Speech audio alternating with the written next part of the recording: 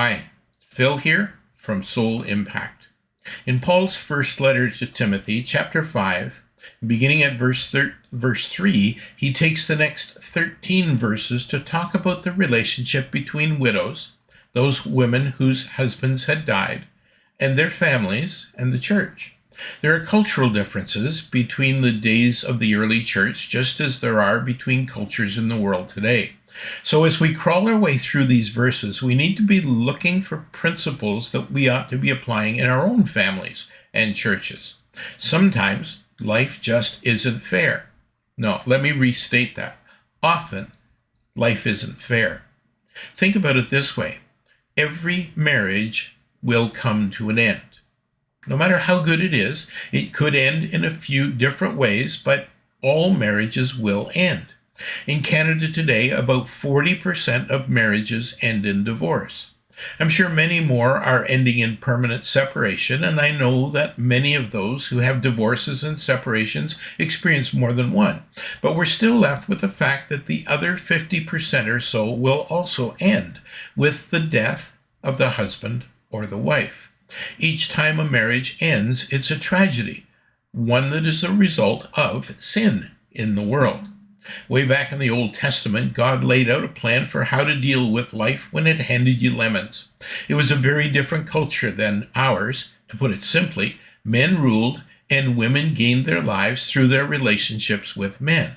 But even then, it appears that the life expectancy of men was less than that of women. As a result, there were far more widows than widowers. If a man became a widower because his wife died, he could continue to support himself through his job, whatever it was. But typically, a widow who lost her husband would have no personal assets or employment. Some would have their own little business.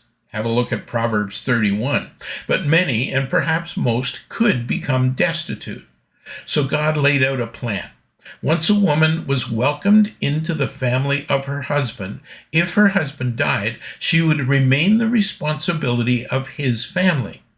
Even more specifically, it was the obligation of one of the unmarried men in the family to marry her and thus provide her support in every way. But it didn't always work out that way. Sometimes, for a variety of circumstances, the widow was left destitute, and that's what this passage in 1 Timothy is all about. I'm going to break this down, but it's good to first look at this big message that is in the passage. Love your neighbor as yourself. That's it. Let's go to Acts chapter 6. The church is pretty new, and there are lots of people who've remained in Jerusalem following Pentecost to be part of this exciting new belief in the risen Jesus. Some of them are widows who traveled to Jerusalem for Pentecost, and now their resources are running out. Widows would have minimal income, typically, and few avenues to provide for their own financial needs. The Old Testament solution was for the family to care for the widows in their family, as we see in the life of Ruth and her kinsman redeemer, Boaz. The widows who had remained in Jerusalem here in Acts were apparently reaching the end of their financial rope, and they needed help. Luke tells us that in Acts 6, there were two groups of widows, Jewish widows and Hellenistic or Greek widows, who would have been God-fearing Gentiles who had followed the Jewish law, come to celebrate Passover, and had remained. Apparently, the Jewish widows were being cared for, while the Gentile widows were being overlooked. When confronted with this uncomfortable truth, the apostles delegated the responsibility to the disciples. It's not right that we should give up preaching the word of God to serve tables. Therefore, brothers, pick out from among you 7 men of good repute, full of the Spirit and of wisdom, whom we will appoint to this duty. But we will devote ourselves to prayer and to the ministry of the word. Acts 6, 2-4. In other words, this is important, and we need people, the right people, to look after the problem. As a result, the Greek widows were looked after, but the spreading of the gospel didn't miss a beat. A good measure is always to look at how the weakest and most vulnerable among us are cared for. In Canada these days, we're looking at how Native children were dealt with for decades in residential schools, with the discovery of hundreds, if not thousands, of bodies buried around these residential schools. We look at a complete lack of abortion laws in Canada. There are none.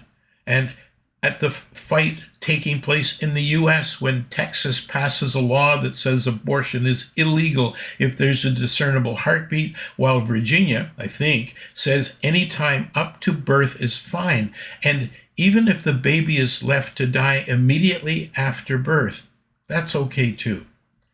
On the other end of the scale, euthanasia is now commonplace in Canada, with the MAID law, medical assistance in dying, for anyone who is seeking to end their lives, especially the elderly, but not exclusively.